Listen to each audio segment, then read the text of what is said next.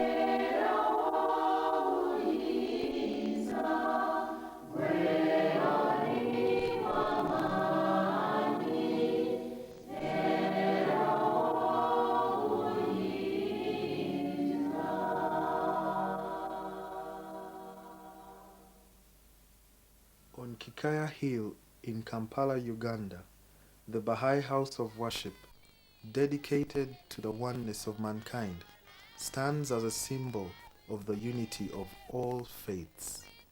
The house of worship casts its protective and comforting shadow on the city of Kampala, as well as on the African continent and its people, blessed by Baha'u'llah as the pupil of the eye of humanity. In an Africa so rich in cultures, languages, and religions, amidst such a wealthy legacy of history and tradition, the house of worship is a herald of the great unity promised by Baha'u'llah and destined to lift up Africa and the rest of the world beyond human-made divisions to new heights of greatness.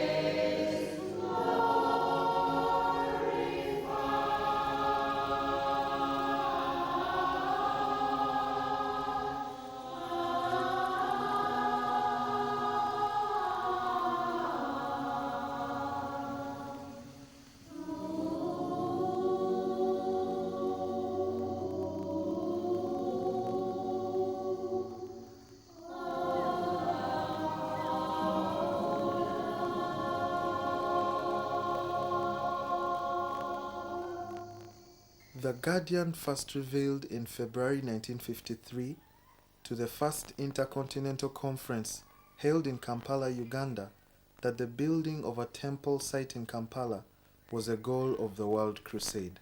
The construction of the Mother Temple of Africa was a project very close to our beloved Guardian's heart. He had himself stated in a message dated August 1955, "The historic decision has been arrived at to raise the Mother Temple of Africa in the city of Kampala, situated in its heart and constituting a supreme consolation to the masses of oppressed, valiant brethren in the cradle of the faith. Befitting recognition will, moreover, have been accorded the marvelous expansion of the faith and the amazing multiplication of its administrative institutions throughout this continent, a continent fully deserving of a house of worship, wherein the spirit of an unconquerable faith can dwell, and within whose walls the African adherents of the faith of Baha'u'llah can congregate, and from which anthems of praise glorifying the most great name can ascend to the concourse of the Abha kingdom." On Sunday, January 26, 1958, Ruhia Hanum arrived in Kampala for the ceremony of the laying of the foundation stone. She bore a present that would forever link the Mother Temple of Africa in the birthplace of civilization to the world center and the cradle of the Bahá'í faith. It was a silver box to be laid in the foundations of the temple, the contents of which had been prepared by the beloved Guardian. The box contained sacred earth from the shrine of Baha'u'llah and plaster from the cell of the prison fortress of Maku, in which the Bab revealed his Book of the Covenant. 3 years later, on the weekend of January 13th, 1961, Ruhia Hanum was once again in Kampala for the dedication of the Mother Temple of Africa. Over 450 Baha'is from 11 African countries and 8 other countries of the world attended the public inaugural service and a special Africa teaching conference. Unganishe mioyo watumishi wako, uwafunulie kusudi lako, wote wafuate maagizo yako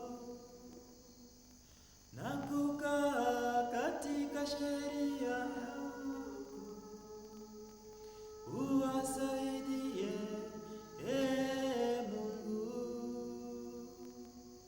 katika juhudi yao na uwape nguvu kukutumikia wewe. Mungu, usiwache peke yao, bali ziongoze hatua zao kwa nuru ya maarifa yako, na roho zao uzifurahishe kwa upendo wako. Hakika wewe ndiwe msaada na Bwana wao, kwa upendo wako. Hakika wewe ndiwe msaada na Bwana wao. The Baha'i House of Worship was now open to the believers of all faiths, fulfilling for the first time in Africa Baha'u'llah's injunction in his most holy book. O ye peoples of the world, build ye houses of worship throughout the lands in the name of him who is the Lord of all religions. Make them as perfect as is possible in the world of being, and adorn them with that which befitteth them, not with images and effigies. In their immortal book, Baha'u'llah and the New Era, the house of worship is described as a 9-sided building surmounted by a dome and as beautiful as possible in design and workmanship. It is to stand in a large garden adorned with fountains, trees, and flowers, and surrounded by a number of accessory buildings devoted to educational, charitable, and social purposes, so that the worship of God in the temple may always be closely associated with reverent delight in the beauties of nature and art, and with practical work for the amelioration of social conditions.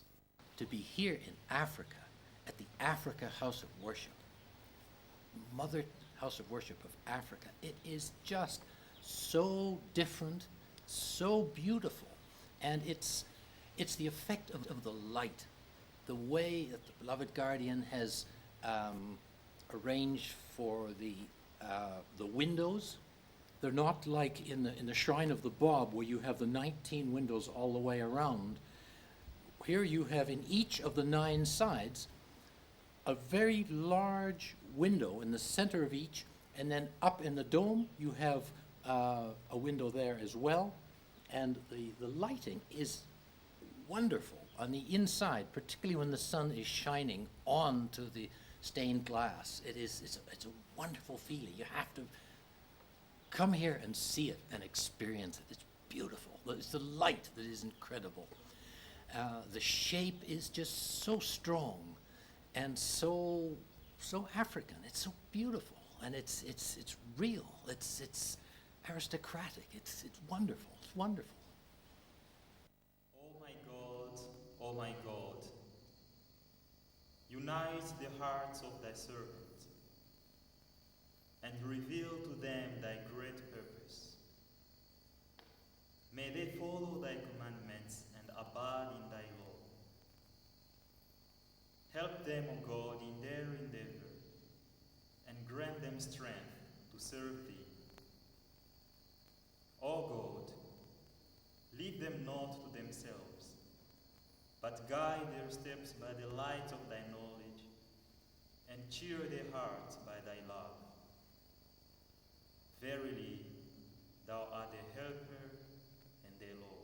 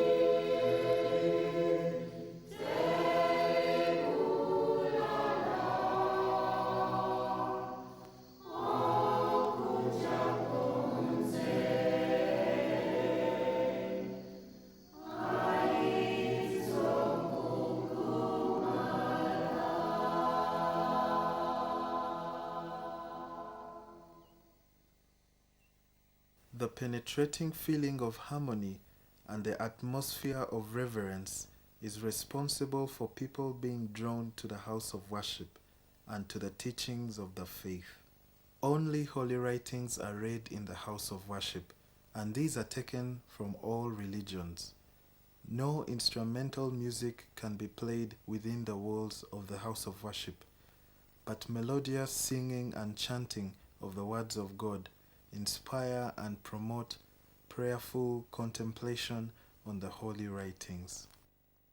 They come and ask questions, many questions, and eventually they become Baha'is after some time.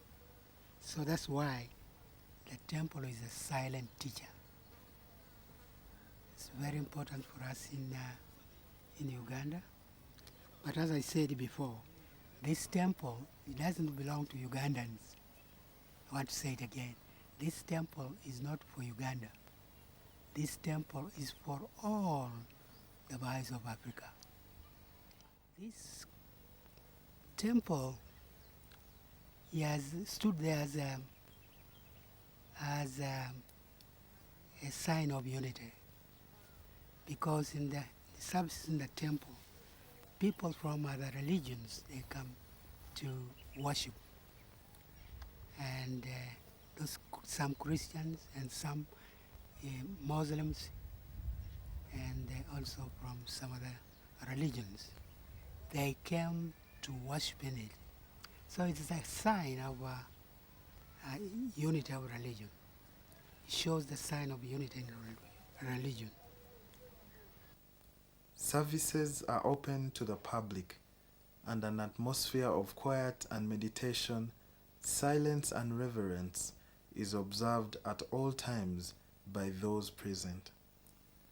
Baha'u'llah delineates the attitude to be observed in all houses of worship. With radiance and joy, celebrate therein the praise of your Lord, the most compassionate. Blessed is he who, at the hour of dawn, centering his thoughts on God, occupied with his remembrance, and supplicating his forgiveness, directeth his steps to the Mashrikul Adhkar, and entering therein, sitteth himself in silence to listen to the verses of God, the Sovereign, the Mighty, the All-Praised.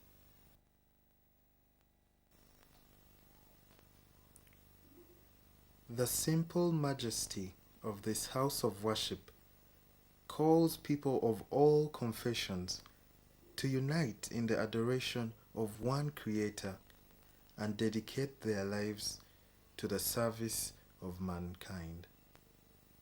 Blessed is the spot and the